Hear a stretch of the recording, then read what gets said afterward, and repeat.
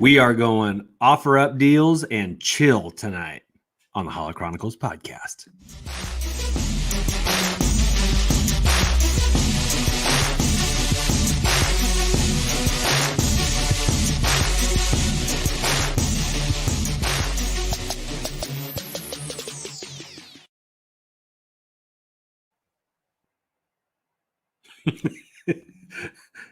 Is this thing on? Are we good?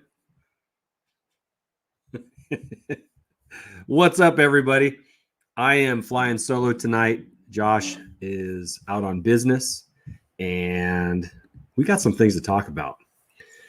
Let me first tip my hat to those in the chat. Good to see you guys.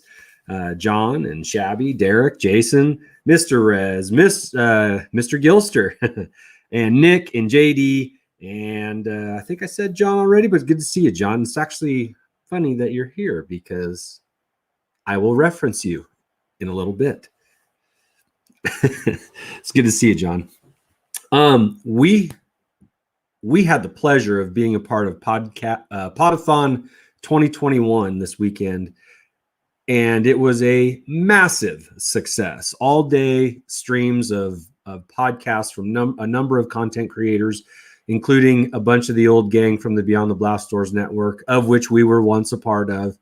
And I think at the start, when we were kicking around, when Pete was kicking around doing it again, he and Scotty, I think, had set a goal for like $2,000, $3,000, something like that. And throughout the day, $8,300 poured in from people like you guys. So I know a number of you were there for it, contributed, participated, even if it was just a retweet or anything like that. It all helped. And the end result was a massive success. And I think everybody that was there for it took pride in what was going on. The content that was shared was amazing. There were some outstanding guests and some really, really good content creators that were providing hour-long segments throughout the day that were noteworthy. Learned some things. There was some news that was dropped on a couple of those streams. Anyway, just a fantastic Saturday full of Star Wars chat and a good cause, the Make-A-Wish Foundation. And man, I applaud you guys because I know a lot of you were there and took part in it. So thank you. If we don't use our platforms for good, then what are we doing it for? I mean, truly, we've got a toy auction coming up December 4th, tentatively. And so we're already getting the ball rolling on that. This time around, we're actually partnering with Dornbecker's Children's Hospital in Portland, Oregon. And so it might actually be a little bit more professional this time around, instead of Josh and I just going, hey, I wonder if we did this, what would happen? And we did, and it was awesome. So thank you again from the bottom of my heart, from everybody that was a part of that. Thank you. You guys were the ones that made it awesome. So for our part in that awesome day, we got, yeah, thanks, man. I see that. John, it's good to see you. I know it's late your time, but always a pleasure, man. Left Coast is here. Brandon's here. Good times all the way around. Anthony, good to see you. Steve-O, good to see you guys. Anyway, for our part, our role in that day was to reprise our role as the guild in the bounty hunting game show, the best Star Wars collector game ever made. And I got to tell you guys, so it's only the third time we've done that, but man, it was right out of the gate some of the most I've laughed on an hour-long podcast show, whatever you want to call it. For those if you haven't seen it, go to our channel. It's the next most recent thing that's on there, bounty hunting from Saturday. And man, hour-long game show. I don't even know how to describe it, really. I mean, for those that were there, we did best deal, worst deal, and weirdest item. There were so many. Okay, so in the previous two, there was like a moment in each of those where we were just like busting up laughing, couldn't believe either how bad the deal was or how weird the item was, or there was like a moment in both of the prior two. But this one had moments throughout that, man, our cheeks were sore from laughing and smiling. There were some tears shed. And I don't think anybody noticed this, but I went back and watched a part of it today around the 56-minute mark. And I encourage you to go look this up when we're done. But around the 56-minute mark, Josh's puppy, who's like 8 weeks old, kind of wobbled in and rubbed up against my foot. And so I pet the dog with my foot, and immediately he thinks it's playtime, turns and bites down on my toe with puppy teeth and would not let go. And there was like a full minute of time where I'm trying to get this puppy off my foot. He's deep into my toe and into my sock, would not let go, thought he was playing, and just, oh my gosh. I was in pain. I was laughing hysterically because that was right when the C-3PO tape dispenser came on. Oh my gosh. And I'm minimized, so I'm just like in a small corner of the screen. But I'm like, oh gosh, it was absolute chaos. And I laughed so hard, like so hard. But again, go check that out on around the 56-minute mark. And you can just see me I didn't know really what to do. That's the best I could describe it. I didn't know what to do. There was a lot going on and I was overwhelmed. Hey Jackson, good to see you. Oakhurst, hey Vern. Man, we got a good crowd here tonight. This is awesome. Dave's Dimensions. That's new to our stream, but I did see I have seen you in the last one, and it's good to see you back here today. Yes, Saber, please check it out. Please check it out. 56-minute mark. Man, absolute chaos. Anyway, you never know what's going to happen on a bounty hunting episode. Some updates. You guys know that Josh and I have been trying to complete a 2021 Topps Chrome Star Wars Galaxy base set. And we will have that completed this week. We got to the point where we were about 4 cards off of the base set. And so we just bought them on eBay instead of trying to get another hobby pack. And those hobby boxes are a little spendy. So we got those coming. We'll have the base set finished off. With that, I thought I would show you our the 2 sketch cards that we got. Plus, I purchased a third one just because I thought it was exceptional and it would go really well with the other 2 that we got. And I got it in a frame, a 3-card frame here. These are the 3. We got the Watto sketch card by Gavin Williams. We've got the Lothcat. It's actually a painting on a trading card, or a sketch card, which I think is pretty awesome, by W. Silverman. And then the new one, the new one I think is just incredible, but I like that it was kind of a black and white sketch, just like Watto, but a Hondo Onaka by Jay Mendling. Meebing? I can't really make out his last name, but these are pretty sweet. These sketch cards are supposed to come 1 in every 109 packages.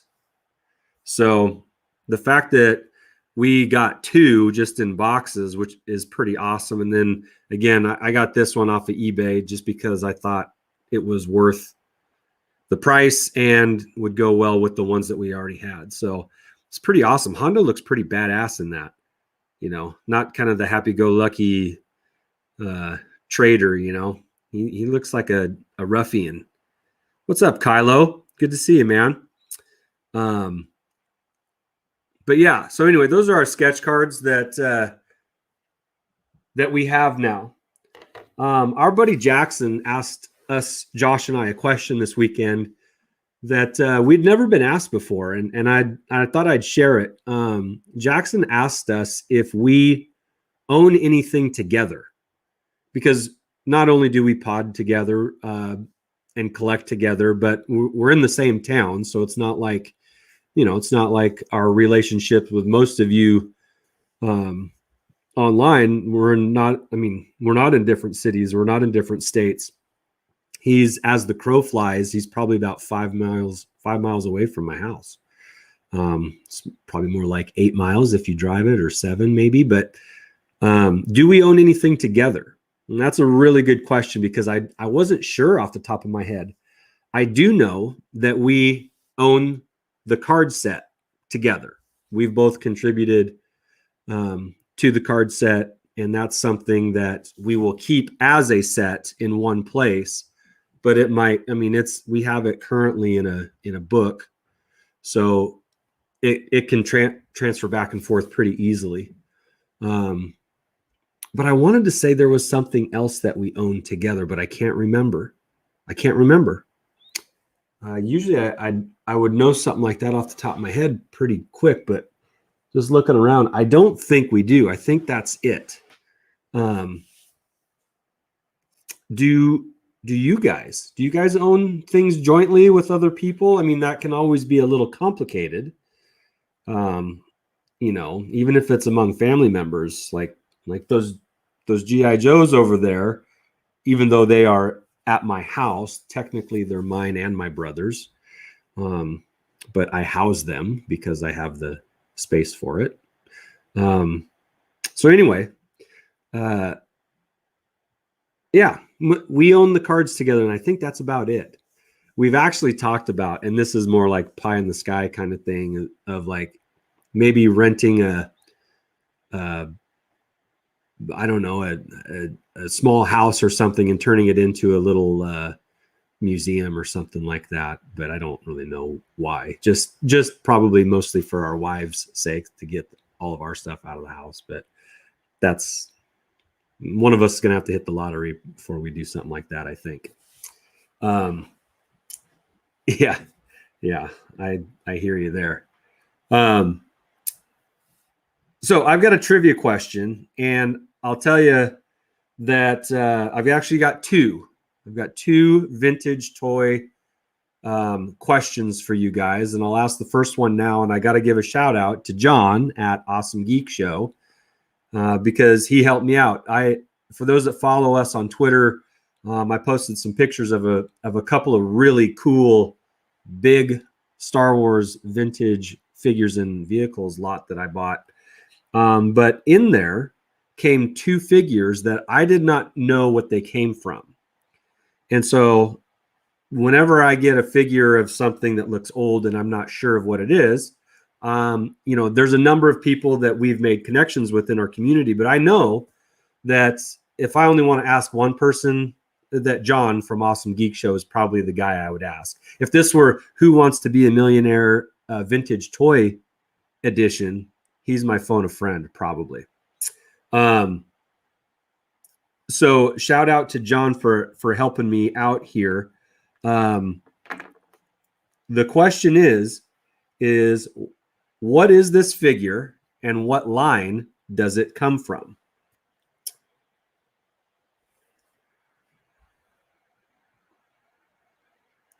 What is this figure and what line does it come from? Post your answers in the chat. We'll get to it. This is not a hammerhead. This is not a hammerhead. What's cool about this is that it does have 4 arms. and all four are separately articulated.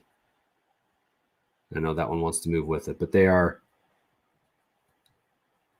can move up and down independently.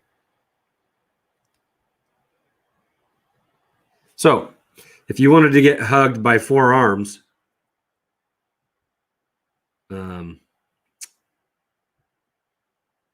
this is your guy or girl. I'm not exactly sure how you can tell the difference. So first in the chat would be Mr. O'Toole. It is from Battlestar Galactica. Do you remember what the name of this action figure is? And you are right. JD, it does look like a slee stack.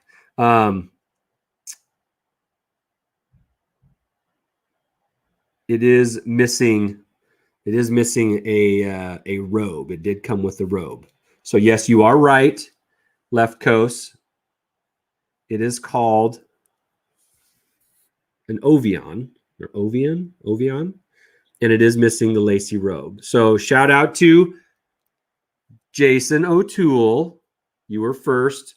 Nice job. I know Shabby, you were close, a close second.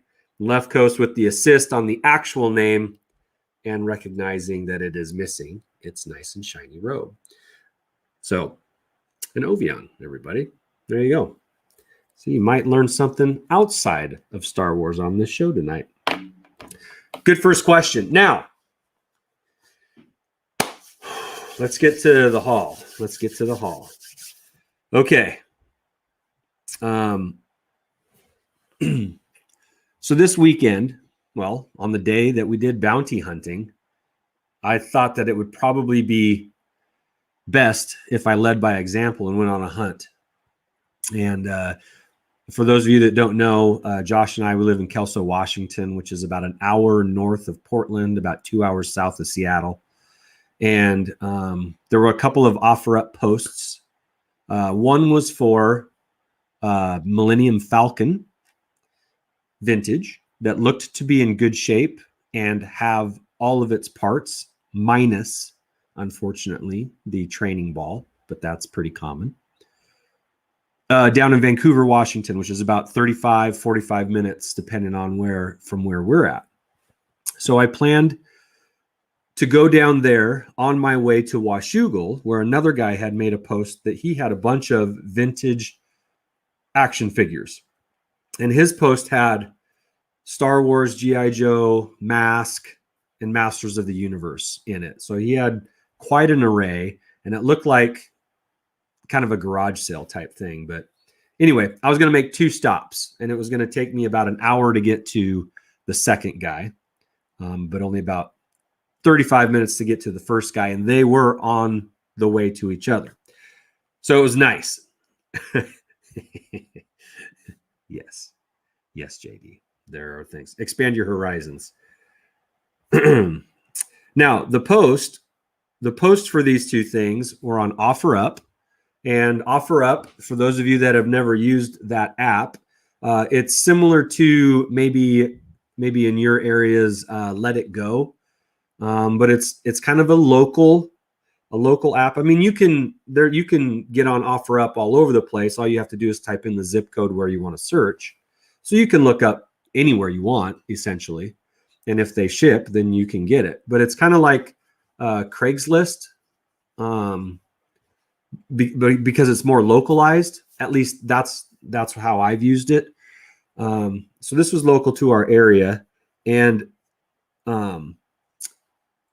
so my first stop, I think his name was Sean, and he lets me in. I go to his house. He lets me in, and there wasn't just a Millennium Falcon on his kitchen counter.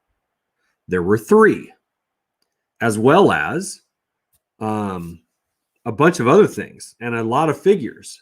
And I was like, whoa, hey, this is a little bit more than just the Falcon. And he's like, yeah, I mean, I figured that if I was going to sell one thing, I should probably just sell all of it, because I think it's just time for someone else to have it. And I'd rather do it in one stop than try and just part it all out. So I hope you're not overwhelmed, but I just put it all out there. Thank you, Sean. Thank you, Sean, for thinking of me like that. So he had a bunch of stuff. And I said, so was this your stuff when you were a kid? And he's like, yeah, most of it was.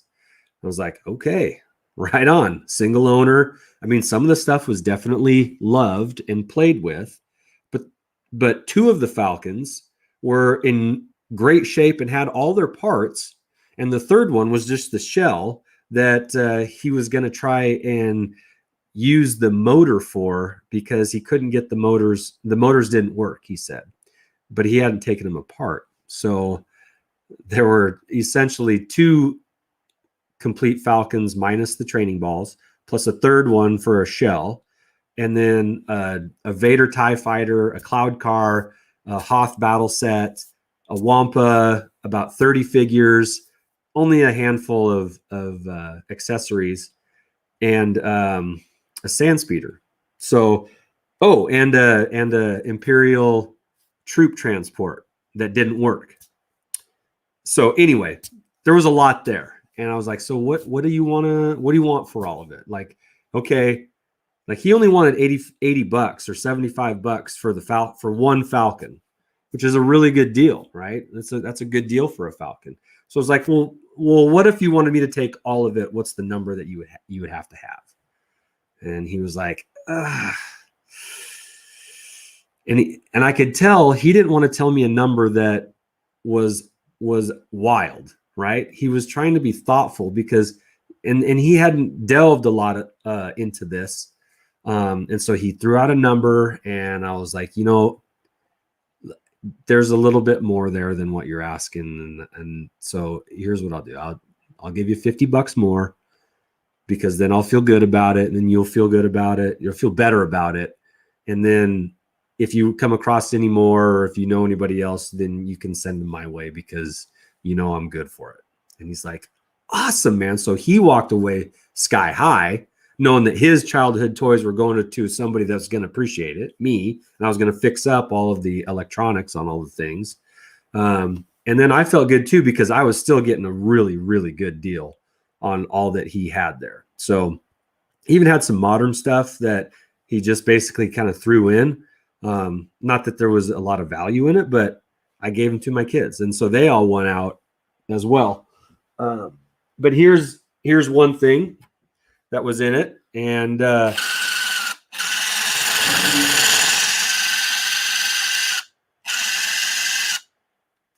he even left the batteries in it for this one. But this is ready to go. It's missing that sticker, and that's it. Everything else is good. Oh, I guess it's missing that sticker too. But this is ready to go. The clips and the hooks hold nicely. You can shake it and the wings don't pop off. And watch, as soon as I say that, it'll fly off. But anyway, this is in great shape. Everything works on it real nice. And really didn't even have to clean this up. It's ready. It's ready. God, that's an awful sound, but it's so wonderful at the same time, right? Wonderfully awesome, awful, and awesome. So there's that. So this was just one of them. I currently have all of the Millennium Falcons torn apart because last night I spent a little time cleaning them up and getting the motors running, and I'm 4 for 4. I got all 4 of them working. Also, I brought batteries with me. And I posted this the other day when Joey, the Padawan collector, was looking for tips for new collectors. But I always bring some batteries with me when I go on a hunt, and that would be 2 AA's, 2 C's, and if I think there's going to be an AT-AT, I bring a couple D batteries.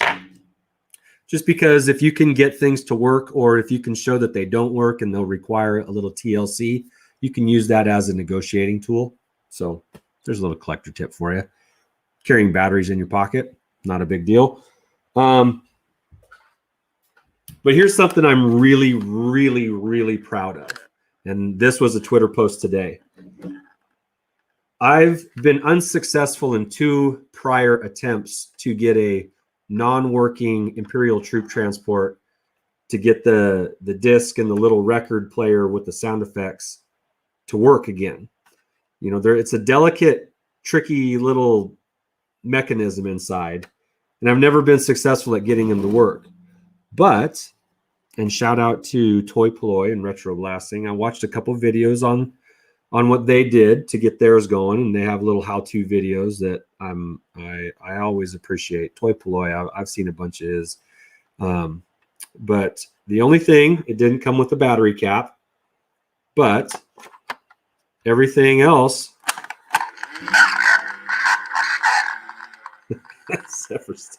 it's a little slow. That one sounded all right.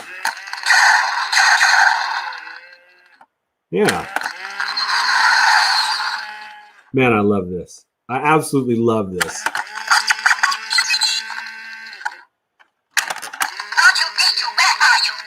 Okay, and then that one's a little fast. Okay, so yeah, the motor in it needed to fire up. The needle needed cleaning, and gosh, I've got a new sticker set coming for this. So when it's all said and done, this is going to look fresh, and it'll work.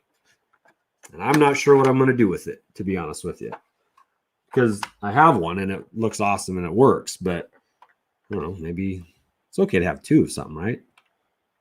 Or is that just being selfish? Anyway, I love that it works. Makes me very, very happy because those are tricky. And if you've ever tried to mess around with them, you know that it is a tricky little beast in there.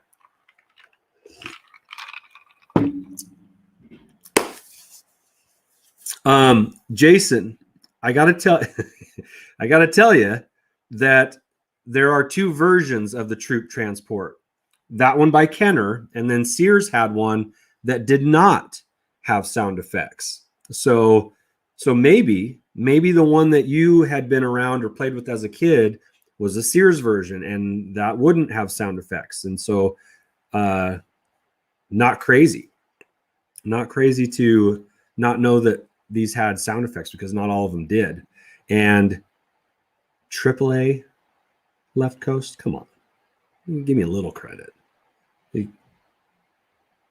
Okay, AAA.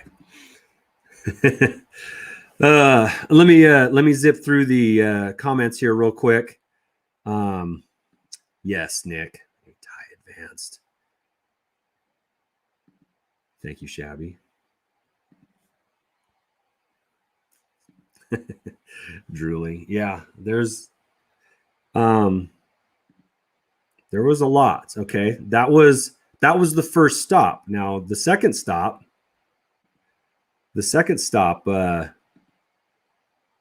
you know what? That's not a bad idea, David.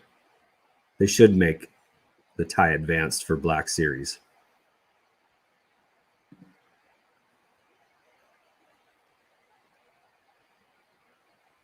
Oh, nice, Nick. Maybe you just need a new motor. If you only happen to know a guy that had extra motors laying around.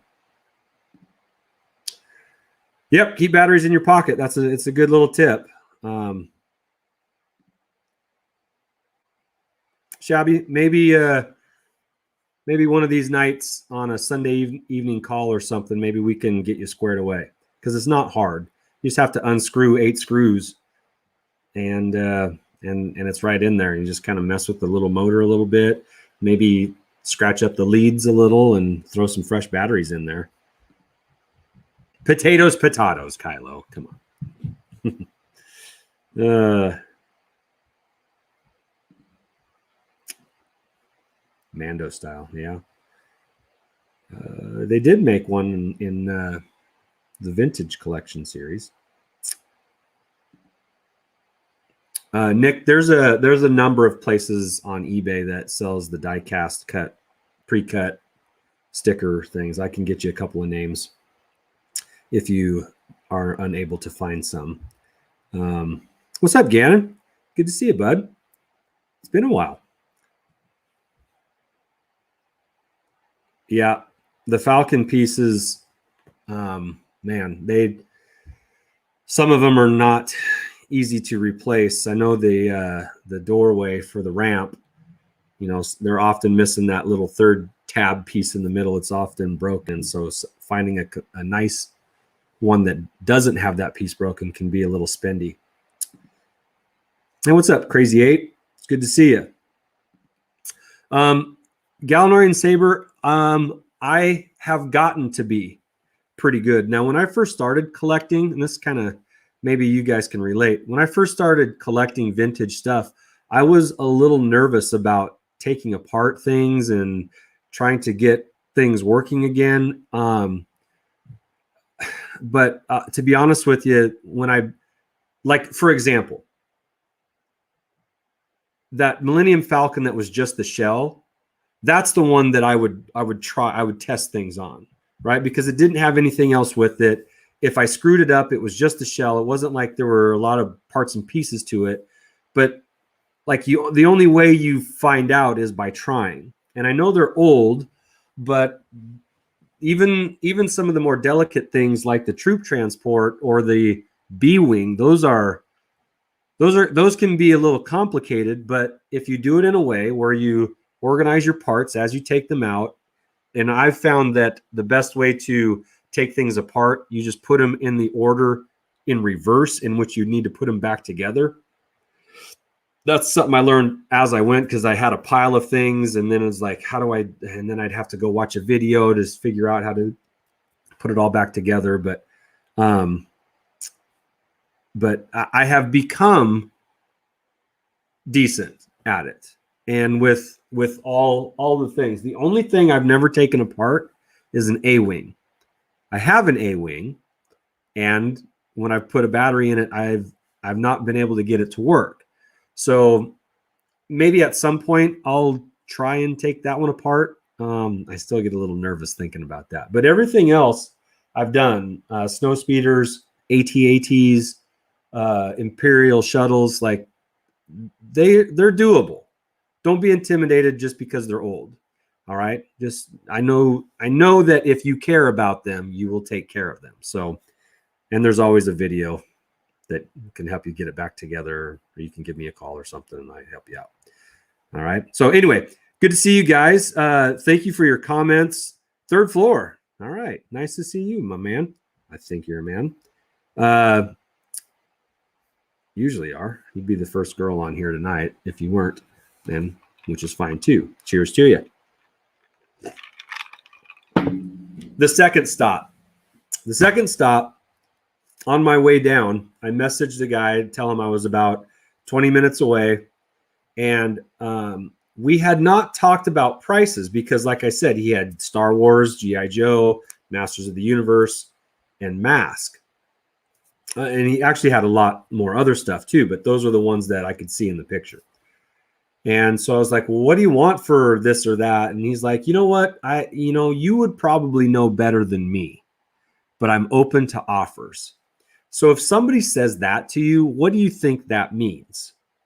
If somebody says, you'd probably know better than me, but I'm open to offers. That tells me something. What does it tell you?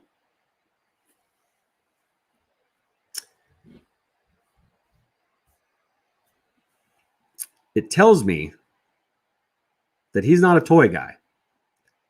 It tells me he doesn't know what he has.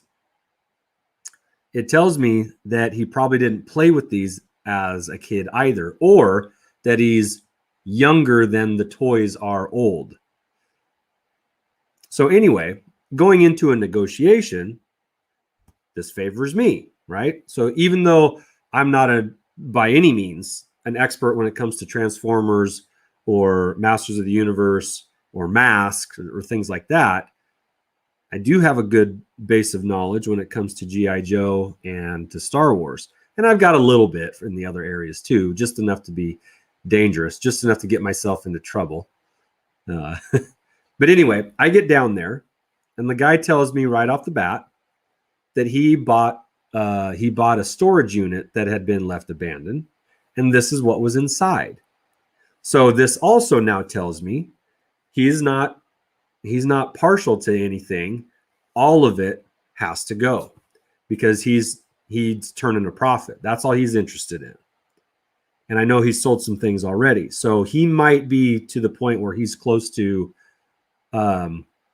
breaking even. And I'm going to be the guy that puts him over the top. Right? This is all that's going in my mind.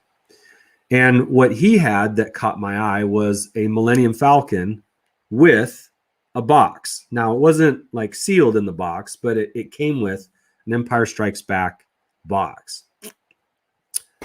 I'm thinking to myself, I might just buy everything he has just to keep the box and then sell everything else. Because if I can get everything else at a good deal, one that he's willing to move a lot for a reasonable price, then I might be able to turn that into a profit while keeping a nice Empire Strikes Back box.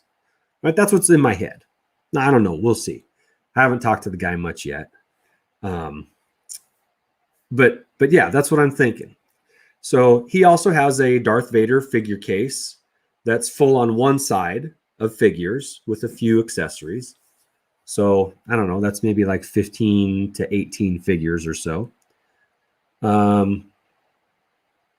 They weren't in great shape. It looked like everything in the storage unit had been there for a long time. Everything was pretty dirty and dusty, which is fine. That doesn't scare me off. But these figures weren't in as good a shape. They were very loose-limbed for the most part, a lot of paint rub. So some beaters in there. And I told him that off the bat. And he's like, yeah, I kind of figured. But I ended up walking away with all of the Star Wars stuff that he had there too.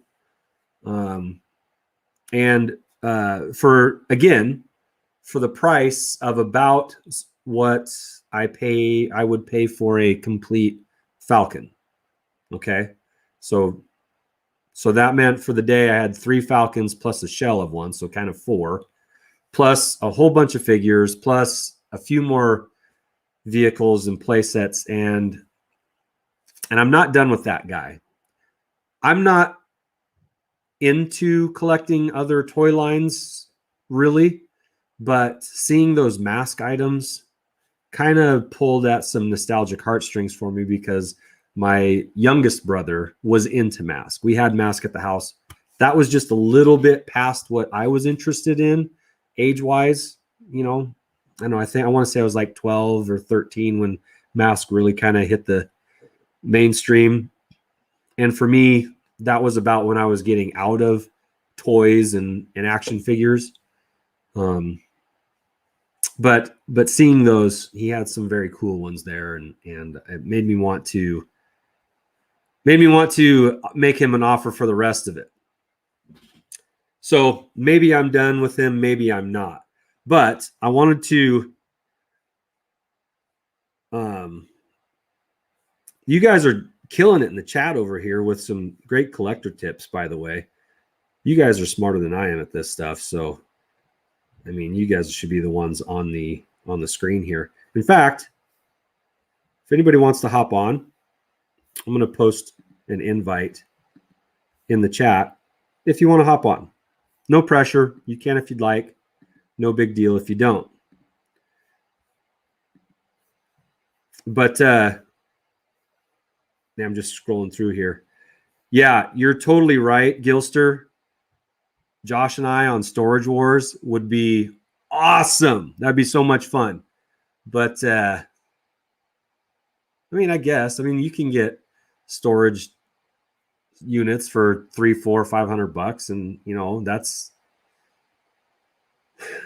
I can't say that I've never spent that on a toy hunt like I did this last weekend. So, yeah. Packaging. 50% of the reason for getting my Japanese mini LP CDs this Christmas is the packaging. What's in the box? You know what? You're not wrong there. The packaging itself does bring about a sense of nostalgia, right? Because it's like so pure. It's pure marketing. It's innocent. It's here's some figures with a vehicle, or here's a play set and some figures in it that would look cool. Or sometimes the figures and the vehicle or the play set don't line up at all. And then it's funny, right? So yeah, those that have watched and listened, you guys know that over the last couple of years, I've been trying to go back and buy boxes for the things that I have. And I have a Star Wars Millennium Falcon box, but I don't have an Empire Strike Back box. So, I mean, now I do. So that probably means I got to get a Return of the Jedi, which those are spendy. Those are not cheap. So,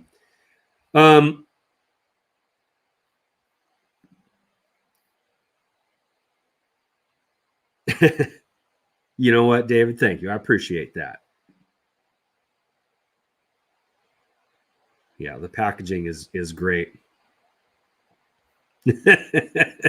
Joey, don't be pissed, man. You live in a bigger city than me. These deals are out there. You just have to be patient. And I'll give you another collector tip, something that has become habit for me now. Part of my morning routine, when I get up, stretch, kind of get my bearings, I use the restroom, like many of you probably do too after a cup of coffee. I don't drink coffee, but maybe you hit the loo at some point in the morning. Well, while I'm there, I check offer up. It's just part of my morning routine now. So if there's anything within a 30-mile radius of my house having to do with Star Wars that gets posted on offer up, I'm on it at 6 a.m. And I also have notifications for Star Wars related items, as well as G.I. Joe. I still like to know what's out there, even if I don't buy them as much anymore. But that's my morning routine. Now, if you lived in a big city like San Diego or Los Angeles or San Francisco, San Jose, anywhere along the West Coast, there's deals anywhere, really. There's deals. I mean, we live in small towns and we find deals from time to time too. So you just have to be diligent. Have to keep your eyes peeled and nose to the groundstone. I don't know. I'm getting my analogies. But there's no reason to be upset, Joey. These exist. Now, you don't find last 17 figures very often, but yeah. And Gary, you're not wrong. The retro Marvel packaging is pretty slick. It reminds me of the comics themselves, which I know is a hook for a lot of you guys. What's up? What's up, Rolando? It's good to see you, man. Now, come on, guys. There's no need to be upset. 3 Falcon boxes. Oh, baby. All right. Well, yeah, you're right, Shabby. And not only that, 25 in the chat, but we've got a couple of lads with us here. You guys have probably seen them. They're good friends of mine. They've become buddies in the collector world and just buddies in the world. We have Star Wars that unites us. But yeah, so let me bring in my friend Nick. Nick. Hello, Andrew. Good to see you. And also, let's bring in my man JD. What is up? Good to see you, What's JD. going on, fellas? Howdy. Oh, what is that I hear in the distance?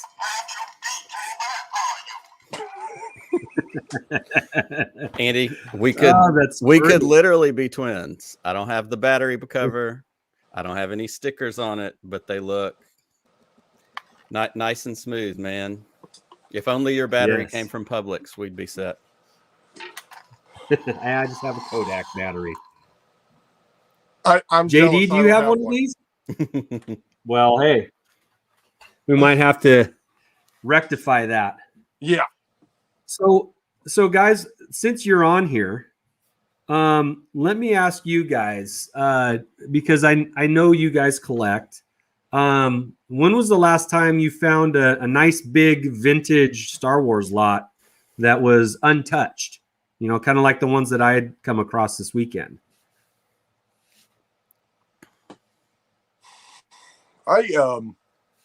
I've got my family usually goes through and tries to find stuff for me all the time that they're always picking up stuff going, hey, do you have this? Hey, do you have that? Blah, blah, blah, blah. Unfortunately, a lot of times I look at them and go, yeah, I got that. I got one of those. Yeah, I got that too. But every once in a while, they come across a pretty big lot. And sometimes they're decently priced and I have them ship them to me. And other times it's like, it's way too much. Yeah. There are times definitely when I've passed on some things, but it's hard. I feel somebody posted on my Twitter line that it's like I rescue dogs, but instead of dogs, it's vintage Star Wars.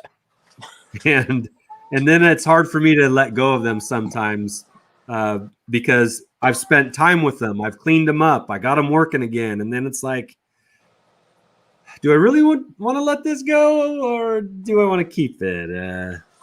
It's not a matter of want. I want to keep all of it. But yeah. My biggest problem with big collections like that is I live in Kansas, and it's just it's not like there's a big market here for it. Yeah. Well, that could mean you find some really good deals though too. That is true. It is true because I go to Target and it's like the X-Wing that I found for Gary. They had like 4 of them on the shelf and nobody was picking them up, and they weren't even none available on the website, but I found them in the store because there's just not as many collectors. And basically you guys are the only ones I get to talk to that have collections like mine. Sweet. Well, glad we could be here for you, JD. Everyone else thinks I'm crazy, but you guys, I mean, we will enable you anytime you need us to. Awesome. Yeah. What's the hunting like in Alabama, Nick? It's not great, and I think I've complained to you about this at some point in one of our phone calls. We don't have I get jealous of Silver every time I see all the things she finds, and of course she lives in Southern California, and in LA, it's ripe with huge stadium parking lot size flea markets every week. There's tons of opportunity. The stuff here, the flea markets we have, quote unquote, most of them are more like boutiques. Like people have taken old furniture, painted it fancy with chalk paint, and they're selling bedside tables for $350. There's not a lot of hunting, finding, that kind of stuff. But that said, answering your question, I had one score probably, 4 or 5 years ago on Facebook. It was local here. And a guy was selling a huge box of stuff for $50. And I went to his house and I really didn't even dig into the box. I saw the first couple of things on the top and I was like, here's your $50. How soon can I get out of here? It had been in his attic. He said most of it was his from when he was a kid. There was a little bit of lingering cigarette smell, which was fine. Those things clean up. But in that one box, I got a TIE Fighter, the Star Destroyer playset, which is kind of over the top of my head right there. Not the Star Destroyer, the Death Star playset. It also came with the Star Destroyer. It came with a Falcon. It came with a Snowspeeder, a couple of the Hoth playsets, Cloud Car. It was jam-packed with stuff. And like I said, the Falcon was on top and part of something else was on top. And I was like, $50, let's roll. Cleaned a bunch of it up, gave a couple of pieces to my buddy Chad, who you featured on your show before. So that was the only kind of direct one that I found on my own. The other thing that I've been really fortunate is my parents once a month go to an auction that is run by some friends of theirs in the town that I grew up in. And so very regularly, my dad will call me and say, hey, they have a helmet. And I'm like, I don't care how much it is, just buy it, because it's usually $5, $10, cheap, that kind of stuff. So they brought me home, 3 or 4 months ago, a really great condition Falcon that I got for $10. Still missing some pieces. I've got 2. I kind of need to go through and put the best pieces into the one that I want to keep, and then figure out what I want to do with the other one.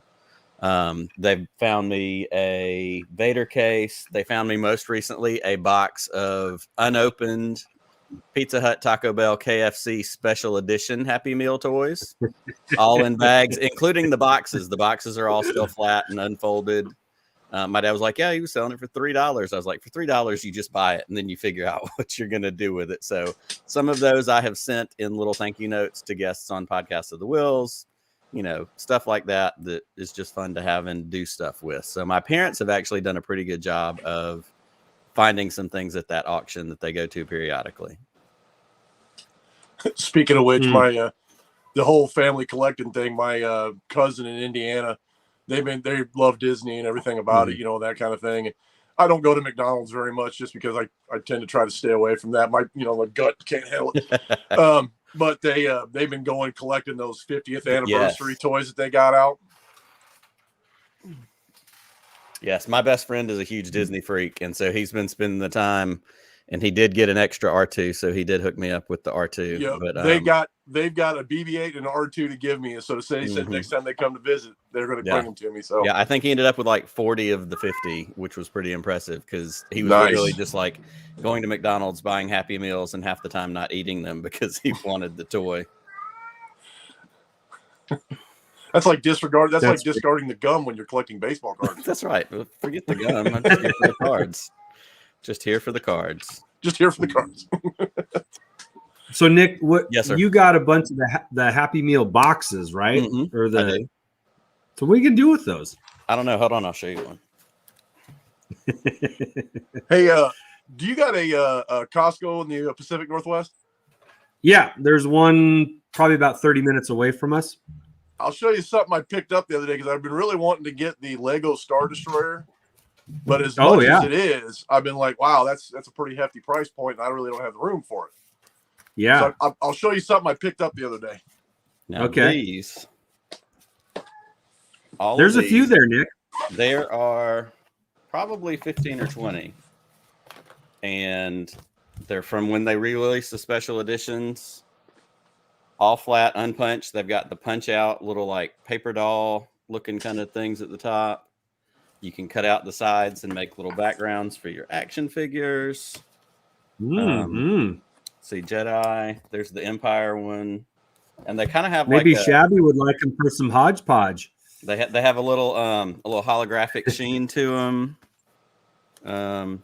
They're Star Wars, yeah. So I've got all 3 movies: Star Wars, Empire, Jedi, and wow.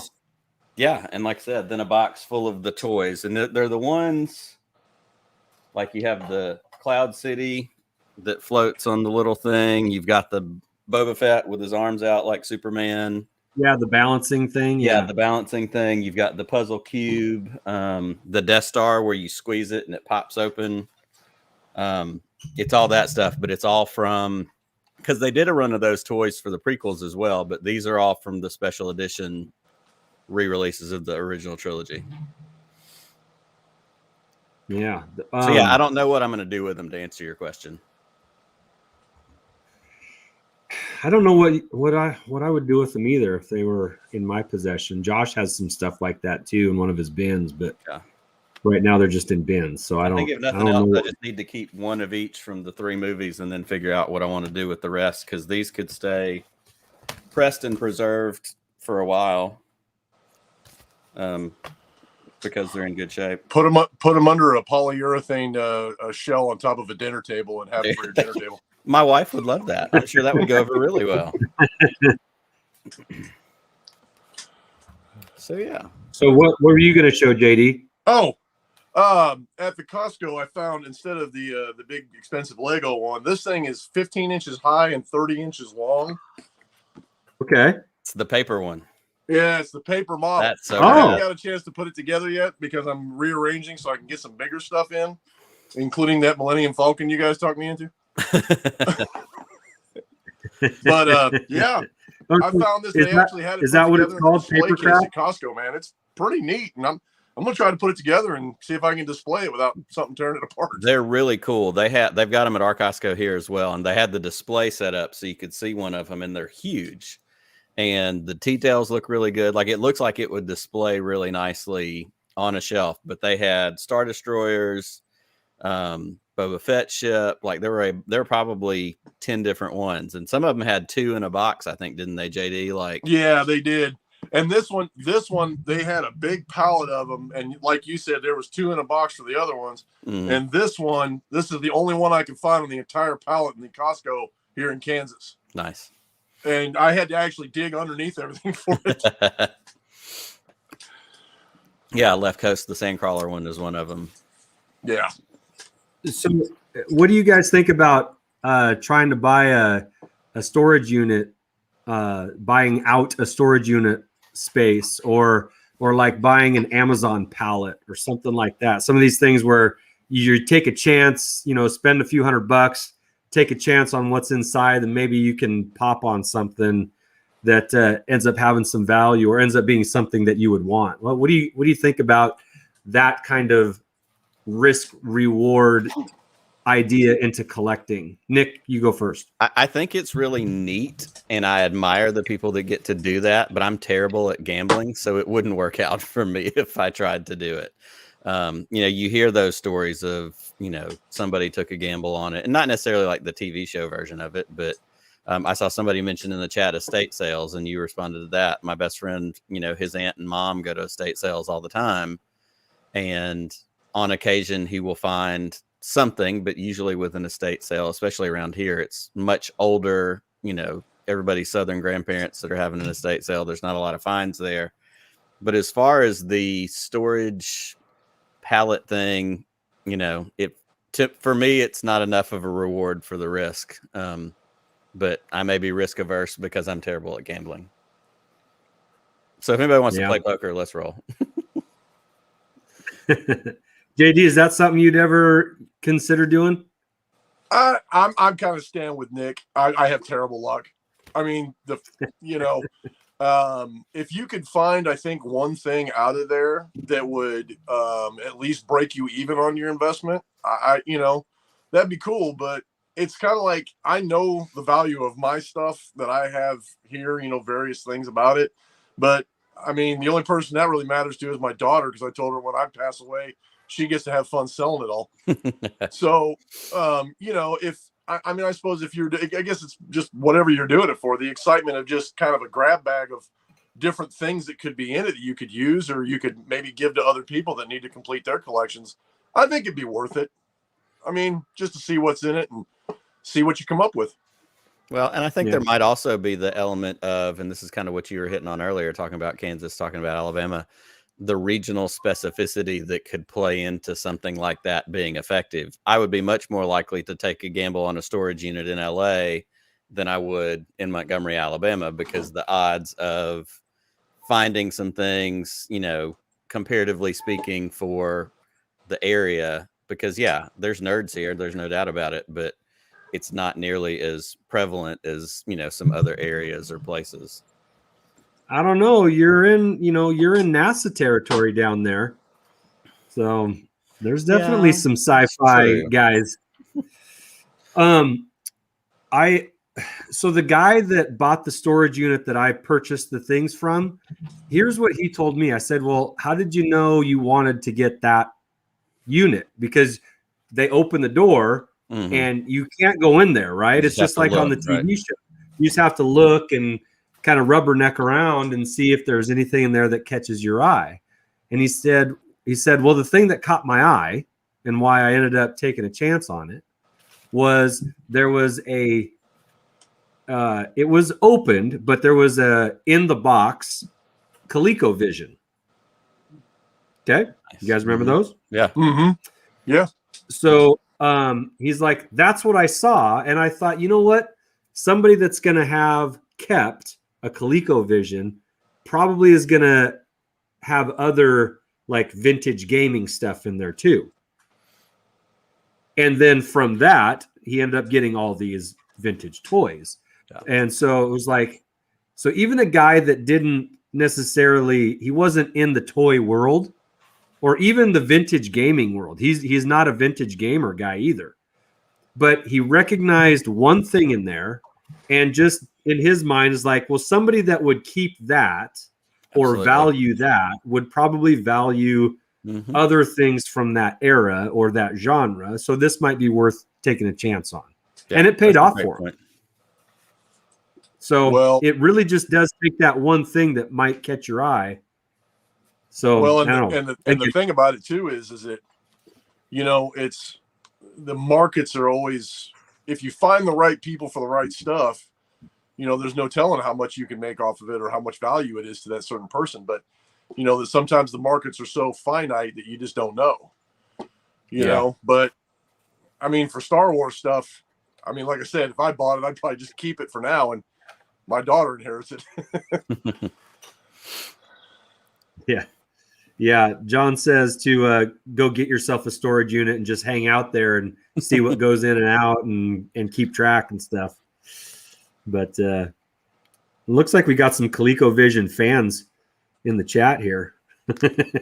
Gary says he's got a couple. That means we can play, Somebody should make it possible to play 2-player Atari games online against each other. Like you and I could play Pong, JD, boop, boop, boop, boop. That's wouldn't that be a time well spent? Absolutely. Without a doubt. Well, I've got a buddy the other day. I told him he bought an Oculus Quest and let me play Vader Immortal. And I actually got to play through the whole thing. So, of course, I had to buy my own, so I could play Tales from Galaxy's Edge and stuff like that. Yeah. Now he's talking. Now he calls me and he goes, "Hey, man, let's play ping pong over Oculus Quest." I ain't got time for that, dude. Well, really what this tells us is we need to be prepared to buy Gary's storage unit, because if he's got a couple of ColecoVisions, he probably has some other things we're going to want. Yeah, definitely. Yep. Definitely. Yeah. Well, let me put a picture up here of kind of the overall total of what I got here. So you guys can comment on it. These are all the figures. These are all the figures that I ended up getting for the day. And you can see there's only a handful of weapons, but those are the figures that I ended up walking away with from the 2 stops that I made. See anything in there that you might need? I might see a couple things. We'll hook up after offline. I'll send you my list. Yeah. Get your list ready. No, that looks like my childhood that I regret playing in the sandbox with. Yeah. The R2D2s are awful. One's missing a leg and the other has no paint and no silver on the dome. So I think I might custom paint that one. Actually, with them together like that, with the 3 legs, you just need to fuse them together and make some like Siamese twin droid. Twin Ion Astromechs. See, there you go. Yeah, I need a loose Chewbacca for my vintage collection ATST. I'm using my Millennium Falcon one right now. Yeah. So within this lot, I don't want to lose the parts. Yeah. It's about 50-50 on if they're in good shape or not. There's some that are really nice and some that are just shot, right? Like for example, the Bespin Luke Skywalker has the loosest limbs of any non-removable limb figure that I've ever seen. It also appears he might not actually have a face. Yeah, there's very little paint on his head altogether. But then you've got like there's a stormtrooper that looks absolutely pristine. Mm-hmm. Which the biker scout looks like it's in good condition just from the picture. What would come in real handy right now, fellas? That book from Read 5 Designs. Oh yeah. Well, if only it were out, but it will be soon. It will be soon. Patience. Yes. The time for ordering has ceased, and we can get on to the next thing. So, yes, there's a Greedo that is in great shape up at the top, and then the Greedo in the bottom right corner. Sorry. Is missing an antenna, and the 4 that are down the bottom corner there, they're all like melted or something. But anyway, those are the figures. How are those Vaders? I see some capes there. Are any of those in okay shape? One is really good. The other 2 are okay. One's got a fairly torn cape, but it's like there's good, medium, bad, and then naked. So They were Vader heavy in those 2 stops that I made. Yeah, they were. There's no hollow tube sand people. There's no interesting variants or even Taiwan versions of anything. So it's all pretty straightforward stuff.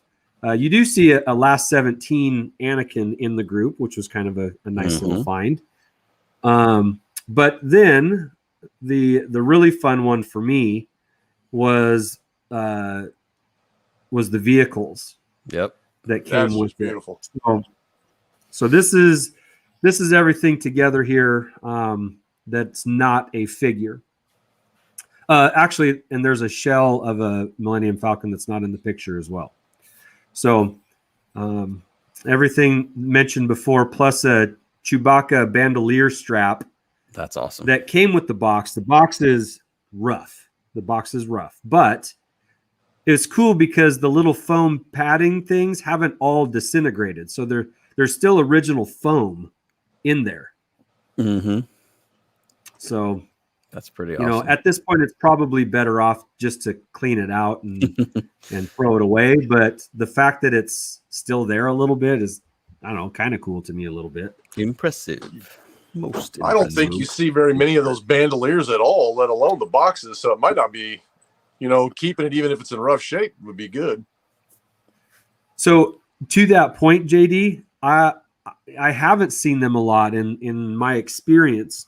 What I have seen are the two little blue like accessory pouches. Holders. Those seem to be pretty common, but you don't see the complete strap too much, and you definitely don't see the box too much. So again, everything in there works, which is awesome.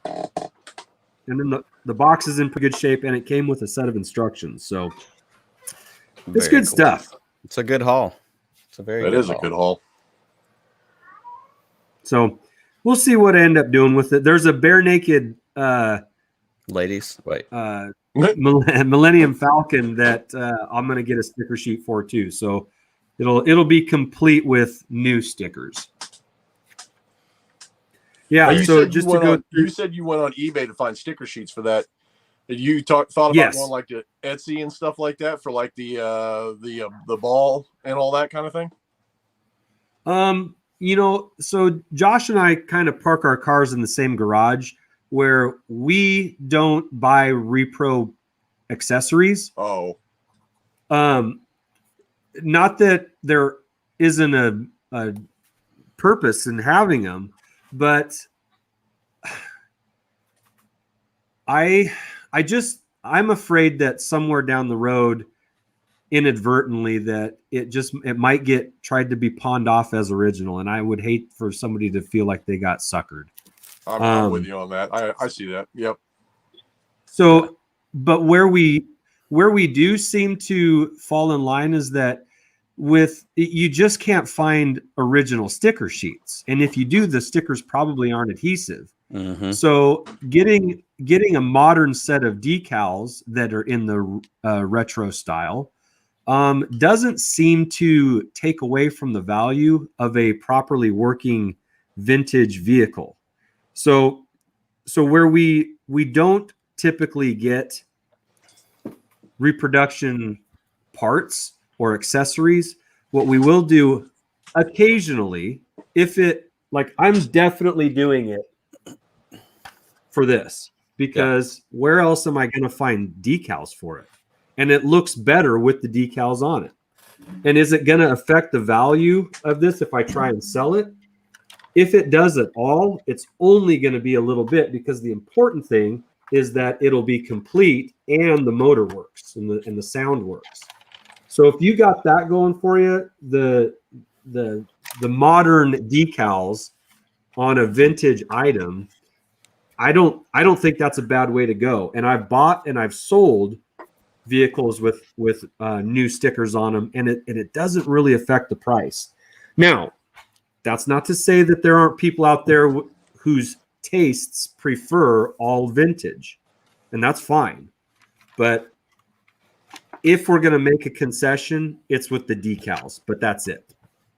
Yeah, and that's what I did, like with this X-Wing. And these I actually printed myself and cut them out with an X-Acto on a big like label sheet. They're not nice. It actually, to me, it looks well because it looks a little bit aged. Maybe it's the sloppy way I did it, like I did it when I was a kid. It doesn't look bad, but like you said, like this is for me. Like I'm not selling this. I'm not trying to get rid of it. If I ever did, I would make sure somebody knew, hey, these aren't original decals. But like it makes it look better sitting up on the shelf. Same thing with the troop transport. Like I want to be able to just have it look like it did, especially around the top because it had the little rectangles and like one had the stormtrooper on it. You know, they had the little. It was just a part of that toy that I remember so much. Yeah. I mean, if people didn't misrepresent it, I guess it wouldn't be as bad. But yeah, you're right. Not having original parts, a lot of people would try to, you know, if you had a reproduction, people mislead it as being, oh no, this legit, and it turns out not to be. So yeah. Yeah, just going through the chat here. Yeah, Shabby, that was a ATST top gun for the hatch there. That there was a gun in there, but no ATST, weirdly. No, there's no Biker Scout gun there, Gilster. The FX7 is in good shape. That's nice. The two Jedis, they're painted faces. They're not molded flesh heads, unfortunately. I could use some molded. Yes, David. The Wampa commercial for sure. They're like, Wampa, you know, yeah. Medical droids. The medical droid's missing the baton, but everything else is there. Let's see. Yeah, the Sand Speeder's in great shape. This was from the first stop. This was one of the guy that I bought it from. That was his from a kid, and it survived. So awesome. It's got a working lever for the wheels, and it's got an unbroken windshield, which is pretty rad. That's pretty rare too. Yeah. Oh, I can see we are maybe being bad influences here. Jump right in. The water's warm. Yeah. That's how I bought the vintage collection Millennium Falcon that I wasn't going to buy. Bad influences on this show. Yep. That's how I keep ending up with things in frames that I don't have walls to put them on. Amen to that. I've got a 2000. I got a poster you'd like. It's a 2017 Princess Leia original from the celebration that I haven't got a chance to frame and put up yet. That's fantastic. That's awesome. So yes, Anthony, that is a Vader TIE Advanced TIE fighter there. So yeah. John says he used to wear his bandolier and put his figures in it and ride his bike over to his neighbor's house, which is exactly what you were supposed to do with that particular toy. So as far as we know, you could be the kid on the picture of it. That guy looks like one happy son of a gun too, by the way. So Left Coast, this is actually a great idea. And I am going to do this because while the parts minus the training ball are there are decals missing on each of the 3 Falcons, but there are enough decals there on the 3 of them to have one Falcon have all original decals on it. So yes, that is a great idea, and one that if you have the ability to employ, you certainly can. By the way, I think I have, if anybody should happen to need, I think I have a set of decals, vintage decals for an X-Wing, not the damaged, not the battle damaged X-Wing, but just a regular X-Wing. I think I have decals, original decals that have just been sitting in my extra drawer. If anybody needs them, including in the chat, if anybody needs them, DM me and I'll just mail them to you. You can have them. All right. They need to go. All right. If anybody needs some X-Wing stickers, let me know. But yes, Left Coast, great idea. Definitely a good collector tip if you have some options like that. Then that way you can put a clean set on, a naked one, and it's all clean. You don't have like some older looking vintage ones mixed in with some brand new clean ones. You know what I mean? So it looks consistent all the way around. Yeah, I know, John. Some online forums, some Facebook groups would have my head on a spit if I revealed that I don't mind repro decals. But to each his own. Do what you feel you must. All right. Hey. I do generally have original everything in here, but I'm not opposed to the occasional decal. When you can't even like certain movies without having hate come at you, I mean, it's rampant. Yeah. Hey, Milky Way Skywalker. Those bandolier blue boxes were used for storing all the weapons. Basically, we threw the bandoliers in the trash after a while and just kept the weapons boxes. Yeah, I would imagine the foam would tear out, and then it'd be like, these aren't really useful anymore, so you just toss them, but keep the little blue pods to hold your accessories in. Speaking of foam, and you talked about this deteriorating foam a couple of times, and I keep thinking about something on Saturday.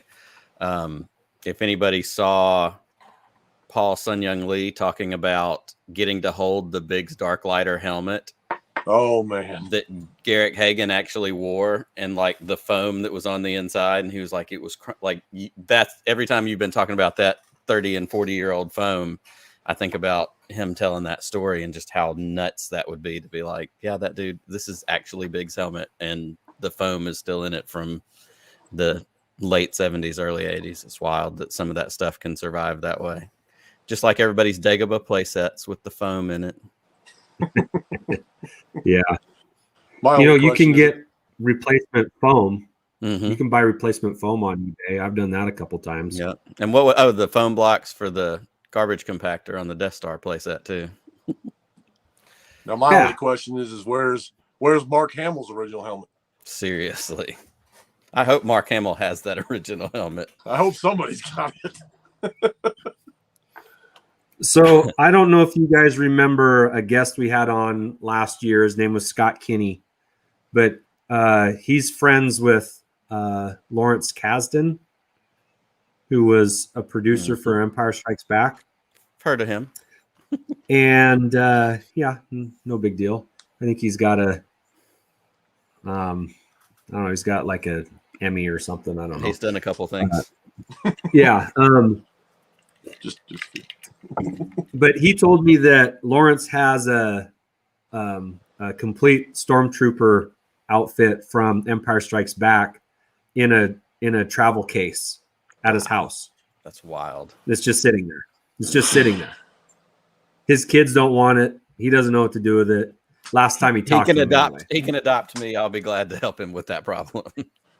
Call him. Tell him the three of us will share it. Seriously, there'll be that shared collectible you were talking about earlier. Yep.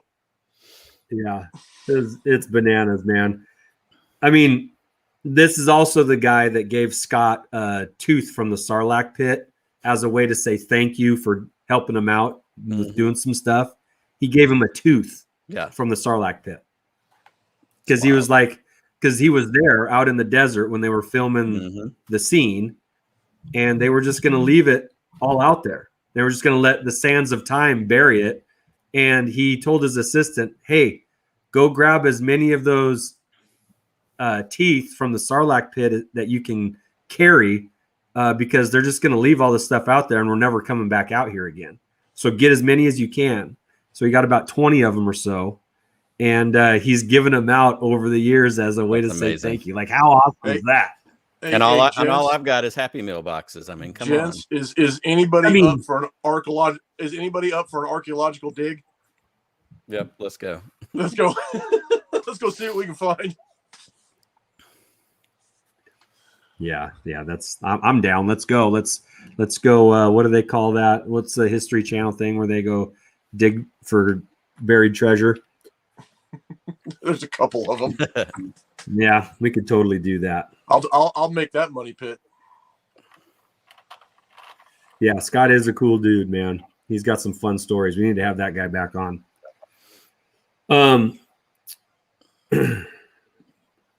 Oh, hey, Maria with Tea and Telly. If you would like us to peruse through your stuff and let you know what you have or what I think, then definitely post some pictures on Twitter and tag us. And I'm sure a lot of the people in the chat here would love to see what you got. We used to do a regular thing, hashtag show me your collection.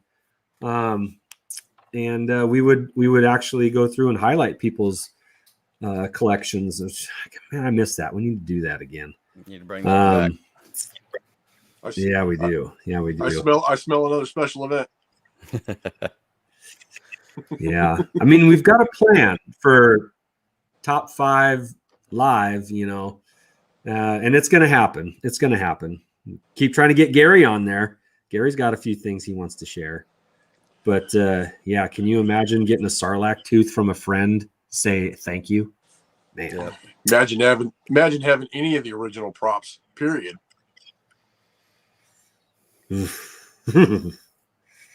Oh, John says he knows people that go out there looking. That'd be cool. Dang it, they stole our idea. Yeah. Forget Oak Island. I want Sarlacc teeth. Oh, that's so true. That's so true. I wonder how many people have stolen stuff from Tunisia. Yeah. I have a rock from Tunisia. Don't tell anybody. But, Wait. Was it screen used? Yes, it didn't come it did not come with a certificate of authentication. So I don't know. When someone asks you if you're a god, you say yes. Exactly. Did you see my comment earlier? The joke about what was there's collecting stuff outside of Star Wars? Yeah. Oh, yeah. Yeah, if they included the wand with the proton pack, I'd have been a buyer. That's right. Yeah. Something outside of Star Wars. Yeah, the old proton packs. Those are Have you seen the one for HasLab? Mm-hmm. It's pretty spiffy. It's nice. Yeah. It's real nice. If I had a little bit worse willpower, I would probably get that. And the Sky Striker. Holy cow. I had one of those. Okay. Now I told you that there were going to be 2 vintage toy questions, trivia type questions for you, brought to you by John from Awesome Geek Show because he identified what they were for me. The first one was, I'm gonna the Slee Stack. No offense. I'm gonna go big here. It was a Battlestar Galactica figure. An onion or something like that. I don't remember what it was called. All right. You two guys that are on here with me, I'll give you the opportunity here. Maybe you can have first crack at this. Do you know who this figure is and what movie/toy line he came from? Oh, is that Ming the Merciless? Isn't it? Dang it, you beat me. Is that from Flash Gordon? Yes. Correctamundo. And John tells me that this figure did not come with any accessories, so he is complete. But yeah, Ming and the Onion, the Ovion, they came Obi-Wan Kenobi. Obi-Wan Kenobi. They came in the sets that I bought this weekend. So very cool. So it's pretty unusual. Did you guys ever collect the Battlestar Galactica or Flash Gordon figures? Nope. I think I had one of the ships. I can't remember the name of it, but one of the fighters from Battlestar Galactica. Okay. Yeah, those are cool. Yeah. And man, Flash Gordon was, yeah. I mean, that's got to be kid stuff for all three of us, isn't it? Yeah. You know what? Full disclosure, guys, I've never seen Flash Gordon. Oh my. Oh. I've seen all the Star Trek movies. You know what? I know that's apples and oranges, but I know I need to. I know for the soundtrack alone, I need to.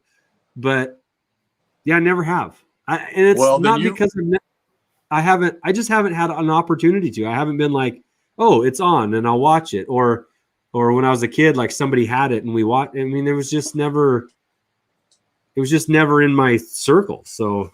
Well, then you don't know the link between The Force Awakens and Flash Gordon, then, do you?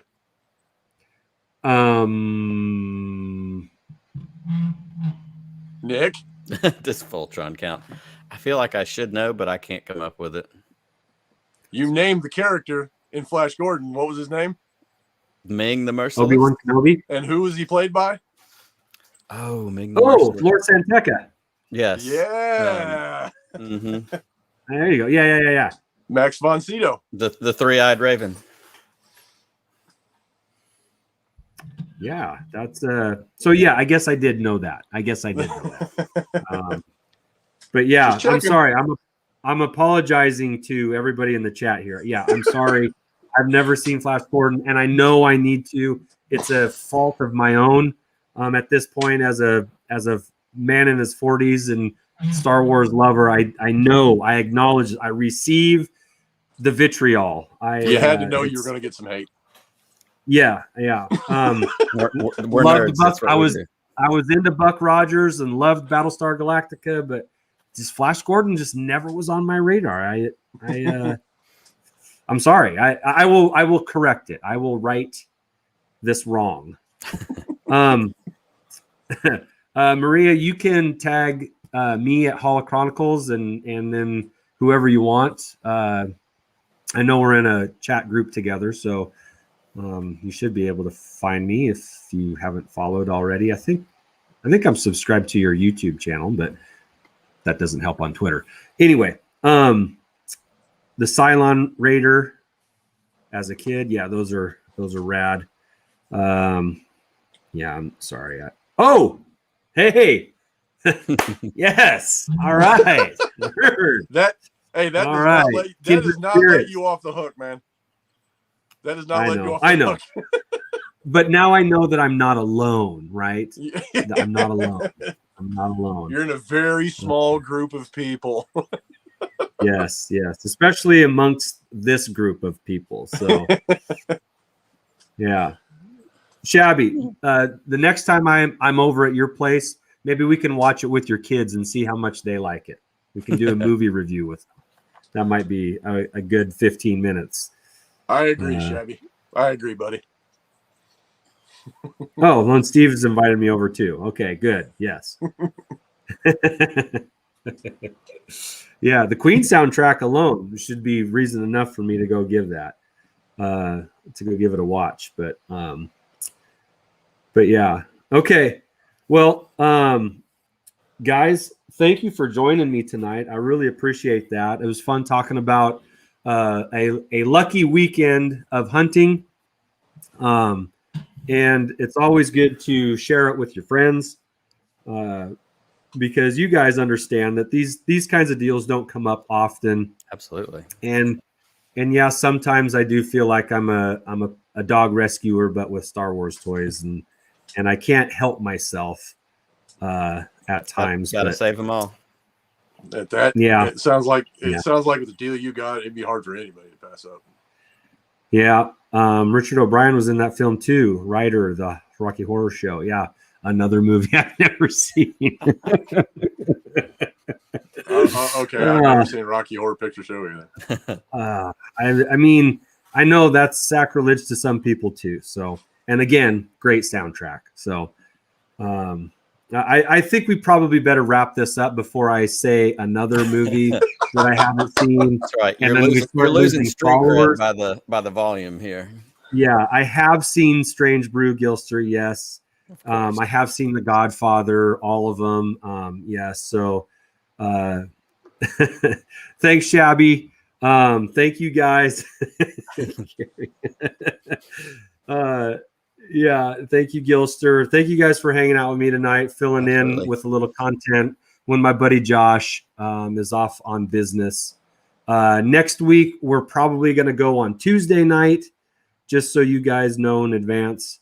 But happy hunting to you all. Nick and JD, thank you for hopping on here with me. Anytime. I appreciate it very much. Anytime, and buddy, there was some new people in the chat tonight too. And thank you for finding us. Thank you for hanging out. Welcome. It's a big toy community, and we're here to help in any way we can. Hopefully you can find a collector tip throughout this show this evening that might be helpful on a future hunt for you too. Without any further ado, wait a minute. Go to bounty hunting 56-minute mark on the show that we did this weekend and watch this dog tear into my foot off camera. And I don't know what to do. It made me laugh. So anyway, thanks guys. Appreciate you hanging out. John, thanks for staying up so late. And the rest of you guys too. Enjoyed the evening with you as always. Let me hit my banner here. Go play with your toys.